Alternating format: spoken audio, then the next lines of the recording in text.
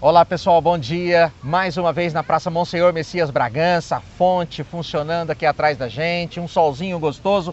Ao meu lado, o Dr. Jorge Luiz de Mello, psiquiatra, psicoterapeuta, nosso consultor de saúde na Rádio Alternativa e também no portal Marcelo Augusto, para a gente conversar um pouquinho sobre o cuidado com a saúde mental.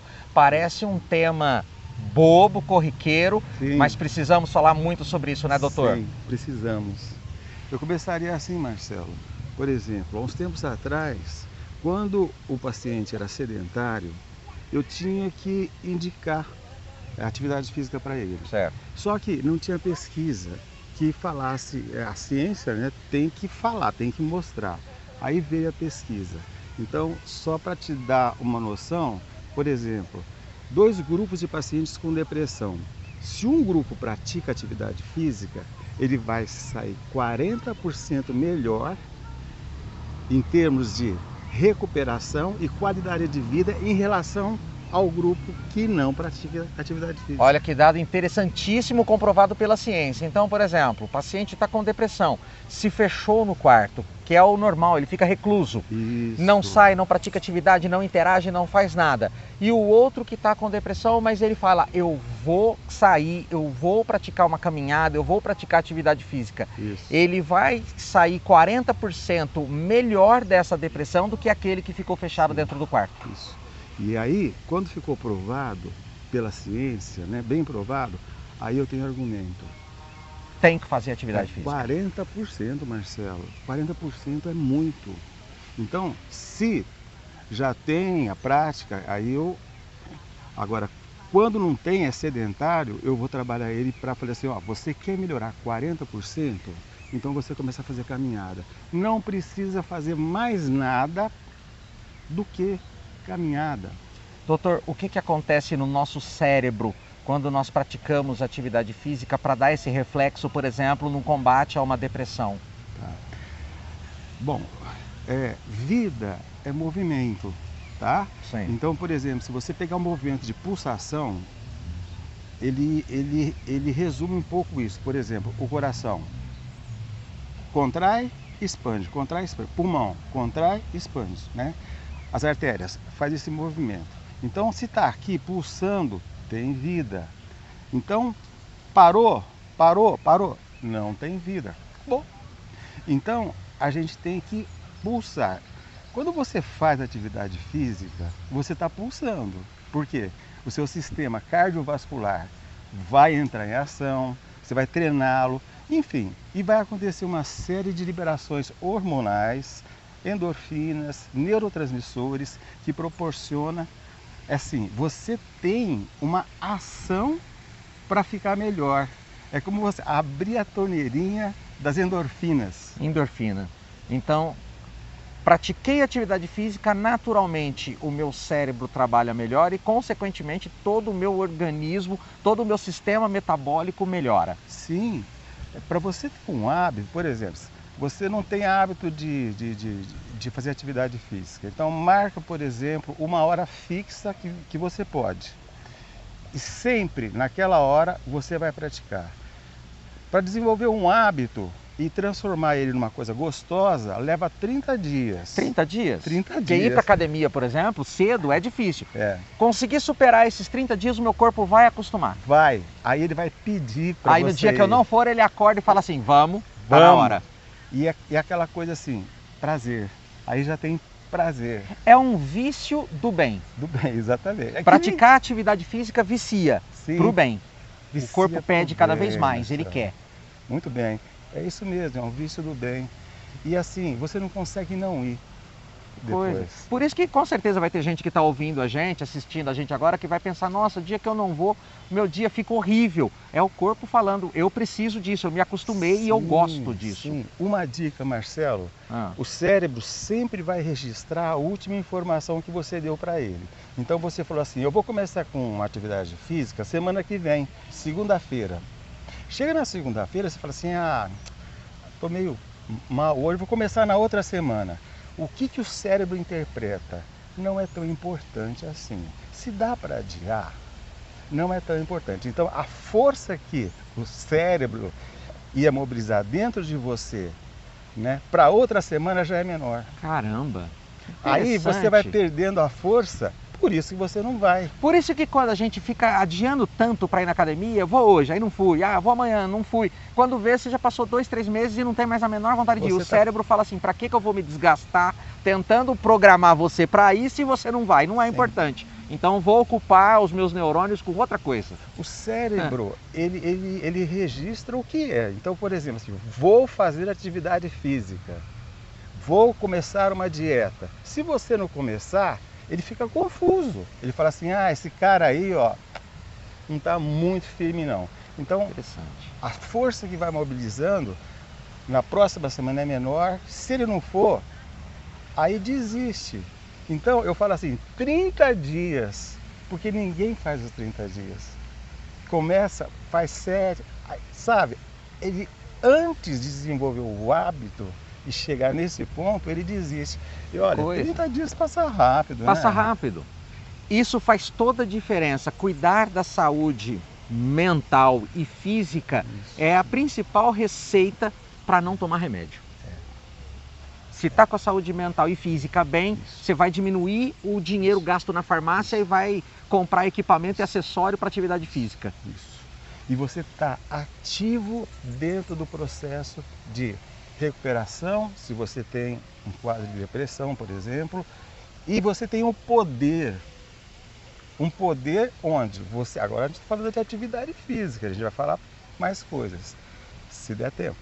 Se der tempo. Mas assim, você tem esse poder. Legal. Então, quando a coisa tá lá embaixo, quando chegam os meus pacientes lá no fundo do poço, aí assim, é outro papo. E é engraçado, gente, para você que está acompanhando a gente, porque quando vem, por exemplo, o quadro de depressão, que é a doença que está mais afligindo as pessoas no planeta, quando vem a depressão, a primeira coisa que acontece é o desânimo. Sim. É o desânimo de fazer coisas cotidianas. Tem gente que o doutor já comentava comigo em outros programas, que perde a vontade, por exemplo, de tomar banho. A pessoa perde a força para levantar do quarto, entrar no banheiro, tomar um chuveiro e voltar. Ela não consegue sequer tomar banho. Exatamente. Fazer atividade vai ajudar o seu cérebro a ficar ativo, liberar a endorfina. Isso. E você ainda vai ter disposição para fazer as coisas. O movimento, fora assim, você está movimentando o seu corpo. Quando você movimenta o seu corpo, o que está acontecendo? Você está jogando mais sangue com mais força, né? De força de contração, né? Miocárdica. Então ele leva o sangue para a última célula do dedão do pé, que não chegava. Circula no corpo inteiro. E aí tem aquele negócio, talvez você fale assim, mas eu não tenho dinheiro, não tenho condições financeiras de pagar uma academia. Mas quem falou que para fazer atividade física você tem que estar dentro de uma academia? Você pode fazer atividade física na rua, no quintal da sua casa, no cotidiano. Isso.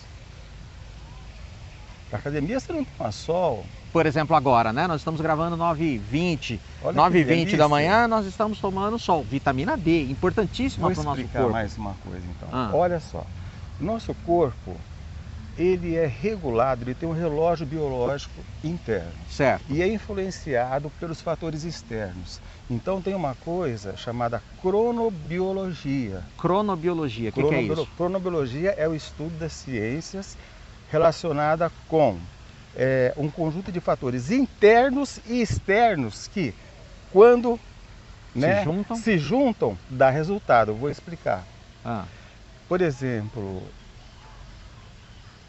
se uma pessoa, vamos supor que a pessoa está com sono regulado dela, então ela vai dormir 10 horas, dorme umas 8 horas, acorda cerca de 6 horas. Das 6 horas até as 9 horas, o Sol tem a maior quantidade de fótons, que é a partícula de luz, tá? E que tem, vamos dizer assim, vai nutrir de vitamina D, vai melhorar o humor, enfim, tem muita coisa boa nessa história do Sol. Mas eu vou pegar uma coisa em específico. Você levantou 6 horas, levanta da cama, abre a cortina, abre a janela, deixa a luz entrar. Deixa. Uma coisa, olha como que isso é interessante. Lá em casa nós temos uma cachorrinha, vou usar o exemplo dela, a Laika. E nessa época do ano o sol não incide lá em casa, é complicado. Só que em um dos quartos passa uma fresta de sol. Ela fica desesperada de manhã para a gente colocar a caminha dela naquele rumo do sol para ela deitar no sol. E à medida que a luz vai mudando no quarto, ela vai arrastando o travesseirinho dela para ela continuar deitada na luz. Quer dizer, até os animais sabem dessa necessidade desse sol para a gente. Você ficar fechado dentro de casa não vai te ajudar. E vou especificar mais, por exemplo, abriu, né, a cortina, tudo. E vamos supor que o sol está incidindo na sua janela. Olha para a luz, olha. Por quê? Porque a luz, ela entra dentro da sua retina, ela entra dentro desse buraquinho da íris, né? Sofre uma refração, vai no nervo óptico e avisa o cérebro que está na hora de acordar. E aí vai acordando. Por isso, inclusive, que quando está em estação do ano como o inverno, aquele mais fechado, a gente tem dificuldade de acordar cedo. Não é só porque está quentinho na cama, você tem menos luz. Você tem menos luz. Exatamente. Menos incidência de luz. E se eu não faço isso? Vamos supor que deu 7 horas, eu fui lá ainda, fechei o blackout. Sim, lá em casa eu uso o blackout. O blackout, né? Para impedir, né, que a luz não passa a luz. Então você está no ambiente, embora lá fora tenha um sol brilhando para você, não. Você está num ambiente escuro, fechado. O que acontece? O cérebro não acorda. Vai 7, 8, 9 e não pode. O cérebro vai ficar lento, ele vai ficar entendendo que ainda não está na hora. A luz é o sinal, a luz do sol, não é a luz da lâmpada, é a luz solar. Ele entende, está na hora, dia. A luz da lâmpada, a quantidade de fótons é infinitamente superior. Que coisa incrível, que coisa incrível. Bom, para fechar esse assunto, que eu quero pegar um ganchinho com o doutor, com outro rapidamente. Pesquisas mostram que 40% pessoas que praticam atividade física e que estão com depressão, daquelas que estão com depressão e ficam fechadas, as que praticam atividade vão melhorar 40% mais. Vão evoluir mais rápido para sair da depressão. Então, se você tem um quadro depressivo, não tem outro jeito, você tem que sair. Não adianta você ficar falando, eu não consigo, é muito difícil. Sai. Você vai ter que sair. Vai comprar pão, vai a pé. Isso. Vai todo dia o seu filho, hoje eu vou comprar pão. Vai andando devagar, leva 1 hora para comprar o pão, mas vai. 30 dias você fazendo isso, o seu corpo já vai se sentir melhor e vai dizer para você, vamos comprar o pão? Aí você vai estar pedindo para a família, falar, eu vou lá comprar o pão, pode deixar aqui, eu vou no açougue. Você vai estar se oferecendo, pelo menos eu vou sair um pouco. É isso, né, doutor? Você entra num ambiente onde você encontra pessoas, você toma sol, enfim, o corpo gosta disso, entendeu? Então, o corpo gosta e precisa. Show de bola. Bom, doutor vai sair ali, depois o senhor volta nesse ponto que a gente tá no vídeo aqui. Cadê a sua caixinha? Pega ali. Enquanto o doutor pega, eu falo. Dá licença. O negócio é o seguinte, o doutor vai pegar ali pra gente. O doutor, ele também é especialista em constelação sistêmica. Você já ouviu falar de constelação? A Pri já fez, adora, eu já fiz uma vez também. É algo muito incrível. Pedi para o doutor para a gente dar uma pincelada no que é a constelação sistêmica, chamam constelação familiar também. Numa frase, o que é a constelação, doutor? Então vamos falar pela hora. Constelação familiar sistêmica começou por volta, no final do século passado, mas no Brasil mesmo, começou em 2002. Começou em 2002? 2002. E o próprio Bert Hellinger, que é o pai da constelação familiar sistêmica, um alemão. Ele gostava muito do Brasil, então ele já vinha ao Brasil em 2002. E o senhor foi pupilo dele? Foi pupilo dele. Olha só, hein? Foi aluno do cara que criou isso Eu acompanhei no mundo. toda essa trajetória, Marcelo, porque assim, como eu peguei toda a evolução de 2002 até 2014, 2015, quando que ele faleceu, eu esqueci a data. Ele faleceu com 94 anos. E foi aí por volta da pandemia. Então, ela evoluiu de tal forma, foi mudando, mas eu peguei a raiz. E o que a constelação faz? A gente escuta falar sobre isso, mas não entende exatamente o que ela faz e por que é importante a gente compreender a constelação e, se possível, fazer a constelação. Tá. A constelação é um trabalho, vamos dizer assim, que inaugurou um, um, um, um tipo, né, de trabalho onde você executa ele com rapidez. Então, assim, não existia. Por exemplo, quando eu fazia psicanálise, eu fiz formação em psicanálise e tudo mais, as sessões eram semanais. Eu já fiz 3 sessões por semana, Marcelo. Gastava uma nota. Com o mesmo 3 paciente sessões. 3 vezes por semana? Não, eu me submeti Ah, sim. Quando... com um psicanalista. Sim. 3 sessões. Então, é um processo que tinha muito legal, é a base de tudo. Mas a constelação familiar sistêmica vai direto ao ponto. Então, uma sessão, por exemplo, de constelação familiar sistêmica, o paciente ele toma consciência dos problemas, dos conflitos emocionais, do emaranhado, ele usa essa palavra, do emaranhado, do enrosco da energia sistêmica. Bom, constelação familiar sistêmica. Sistema. A família é um sistema, tá? Tem vários sistemas, mas pega por aí. E aí a gente vai falar muito isso. Então, como que a gente faz? A gente analisa, tá? E tem todo um processo que a gente vai falar depois, onde não vai ser só agora é só uma pincelada. Nos próximos Isso. A gente vai continuar falando. Mas, em resumo, Marcelo, é uma ferramenta, tá? Isso é muito importante falar. A análise sistêmica, que eu tenho informação, é uma ferramenta que eu tenho. Para ajudar entendeu? As pessoas. Tem mais ferramentas. Ao autoconhecimento. Então, até eu estava vendo uma entrevista do Fernando, que é meu professor, né? Ele que fez isso aqui, ó. Ele estava meio que protestando um pouco, porque é o tal de fazer formação em constelação familiar sistêmica e depois começar a atuar. Mas a formação, ela não dá e não te autoriza a se tornar um profissional. Eu, por exemplo, fiz formação, eu tive que terminar uma outra formação em análise bioenergética. Em 2002 eu já descobri no workshop lá com o Jacó Schneider, que é amigo do Bert Hellinger. Nossa, fiz a primeira constelação, foi demais, né? Eu fiquei totalmente assim envolvido com isso até poder terminar minha formação internacional e começar a fazer em 2009. O que ela, falando de um modo prático, porque na constelação você tem os papéis, como familiar, você tem os papéis do pai, da mãe, do avô, do tio, do primo, da avó, do vô, do irmão. Você tem todo mundo ali nos papéis e muitas vezes você não tem as pessoas aqui em vida, já se foram em muitos dos casos. Mas a constelação te ajuda a identificar alguns processos que você adota hoje, que o seu subconsciente pegou no papel de outra pessoa, Muito mais ou menos bem, isso. Marcelo. É isso Dá uma mesmo. pincelada pra gente. Tá. Existem 2 formas de você fazer esse trabalho. Uma forma é quando você faz em grupo. E aí, quem vai ser constelado, então temos o constelador, que vai dirigir, que aplica. O senhor é o constelador. Sou o constelador. Eu sou o constelado. Sim. Eu estou fazendo o processo. Sim. Certo.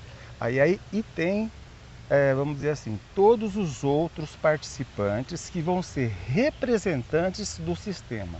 Então, por exemplo, você vai eleger, eu peço para você se dirigir, uma pessoa para representar o seu papel dentro da constelação. Então você vai montar a constelação e você vai posicionar você mesmo no campo. Isso não é nada mágico, Não. feitiçaria, bruxaria, não é nada disso. Não. É ciência e tem uma explicação lógica para isso. O Bert falava assim, quando começava a complicar muito, porque muitas vezes eles puxavam para religiosidade, coisa. E olha não tem a ver com religião. Não. Ele falou assim, olha gente, porque às vezes o cara estava querendo instigar ele. Ele falou assim, olha, o mais importante é que dá certo. E gente, eu tenho assim, anos já de experiência com isso, dá certo, e é uma coisa incrível quem submete a esse trabalho. O que são essas cartas sistêmicas? Aqui é uma forma de você conduzir o trabalho junto ao paciente quando você faz a constelação com os bonecos. Quem que organizou isso foi o Jacó Schneider, junto com a esposa dele. Porque na pandemia não tinha como juntar as pessoas. E aí começamos a fazer com bonecos. Que são as representações Isso. das pessoas. Isso. Dentro do campo morfo-forma. Analítico, você analisa a forma. Porque o que a gente está trabalhando na constelação está aqui dentro. É a mente. O fato de ser o boneco ali é apenas uma representação de alguém, é para você conseguir entender e canalizar o seu pensamento para te facilitar o caminho para o seu cérebro ir interpretando as informações e o procedimento no tratamento. Marcelo, me veio por exemplo, para o nosso ouvinte entender, vamos fazer mais ou menos aquilo que nós fizemos aquele dia lá com você e sua esposa. Vamos então, tentar. eu vou posicionar, por exemplo, eu agora eu vou fazer vários papéis aqui. Eu sou... Só vamos ter que ir rapidinho. Tá, vamos então lá. tá. Aqui, ó. Eu sou o paciente. Ele vai ser meu representante, tá certo? Eu posicionei ele aqui.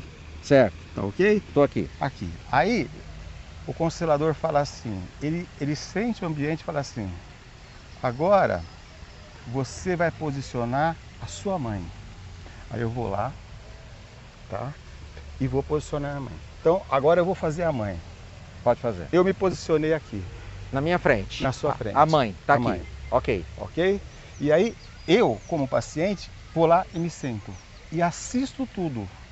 Então, tudo está acontecendo e eu tô sentindo, né? Certo. Aí, o que vai acontecer? O que aconteceu? Agora eu vou trocar. Vem aqui, faz a mãe. Tô no papel da mãe. E eu vou fazer o paciente, a representação do paciente. Certo. Isso aconteceu, Posso virar, Marcelo. não? Apesar que não, porque é nessa posição que fica, né? Isso. Tá atrás. Isso. A dinâmica, você o conduz. Ela vai fluindo naturalmente. Isso, exatamente. Inclusive as posições. Inclusive as posições. Que aí é o que o constelador está analisando e depois consegue dar um diagnóstico e perceber isso. Você vê o que aconteceu comigo? Até 1 ano e meio de formação, eu não acreditava. Olha só. Olha o que aconteceu. Eu estava posicionado mais ou menos aqui, tá? Fico aqui. Até o paciente estava sentado assim na minha frente.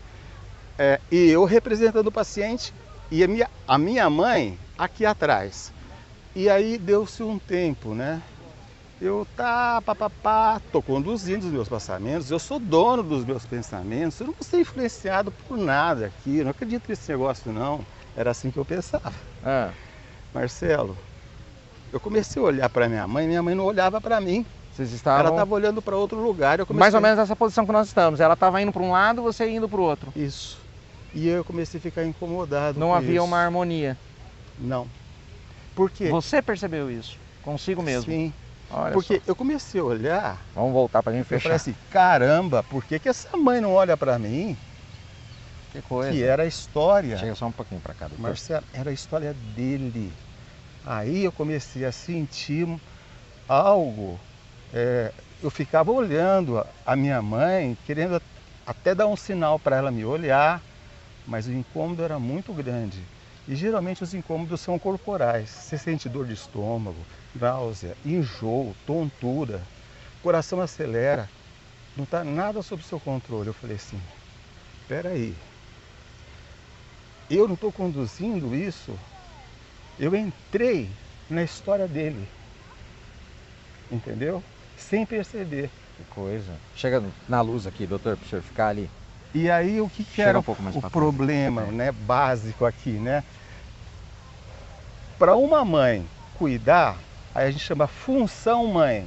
Ela tem que estar na função, ela tem que olhar o filho, né? Senão ela não Função cuida. mãe, ela está acima, o filho está abaixo. Essa é a lei da hierarquia. E aí muitas vezes esses papéis são invertidos. É o filho que cuida dos pais, que cuida... Não é no sentido de cuidar na velhice que eu quero dizer, mas é o que dá ordem, é o que manda na mãe, no pai. E a ordem natural não é essa. Né? Você nasceu, quem fala para você pode ou não pode é seu pai, sua mãe. Isso. Mas muitas vezes os papéis são invertidos. Começa pequeno, achando bonitinho, quando vê adulto é aquela problemática. Você vê, um filho, isso aí, a gente vai falar assim rápido, depois eu vou resumir, nós vamos resumir as leis sistêmicas. Basicamente são 4. Quem manda na família hoje? Pergunta difícil, hein? Em tese seria o pai, o chefe da família? Em tese. Mas hoje os filhos estão mandando. Os filhos estão mandando. Os filhos estão determinando o que vai acontecer, se vai comprar, se não vai comprar, vivi uma eu quero. experiência muito interessante com meu irmão. Eu estava lá, nós fomos no restaurante, a gente ia com um restaurante, sentou um sobrinho meu aqui e outro aqui atrás, e ficou a esposa e o Sérgio na frente. O Sérgio virou e falou assim: aonde vocês querem ir? Ah! Eu falei assim, Olha só. caramba, que pergunta! Agora eu pensei comigo, acabou. Por quê? Um queria ir para um lugar, um restaurante, um lugar lá. O outro queria ir para outro. E ninguém abria mão. Olha, foi uma brigaiada dos dois. E o Sérgio tentando colocar ordem. E no final das contas, o Sérgio falou assim, não. Aí ele percebeu, né? Eu dei uma dica para ele. Nós vamos aqui, ó. O outro que não queria ir lá não saiu do carro. Que coisa. Bom, doutor, dá para continuar, mas a gente estourou muito tempo. O assunto rende, o doutor acha que está só 5 minutos. Rendeu demais na conta. Semana que vem a gente volta a conversar e não saiu a carta sistêmica. Mas a gente volta, tá? Em todo programa a gente vai falar e vai abordar um pouquinho desse assunto, que é interessante. Se você não conhece, pesquise sobre isso. A página do doutor no Instagram, dr.jorgeluizdemelo, é Luiz com Z e Melo com 2 L's. É, né? Assim, e a letra é maiúscula, tá? DR, agora eu coloquei DR maiúsculo, ponto. J maiúsculo, Jorge, tudo junto. Luiz maiúsculo, com Z. De Melo, com 2 L's. Fechou. Doutor, quero agradecer mais uma vez. Eu falei que não ia dar tempo da carta. Semana que vem a gente vai mostrando a carta. Não vai dar tempo. Semana que vem a gente mostra a carta e falamos mais um pouquinho sobre algum outro assunto e constelação. E se você tiver alguma dúvida também nessa área da saúde mental, manda pra gente. Pra gente estar batendo um papo aqui com o doutor. Muito Obrigado, bem. viu, doutor? Valeu, mais uma vez. Valeu.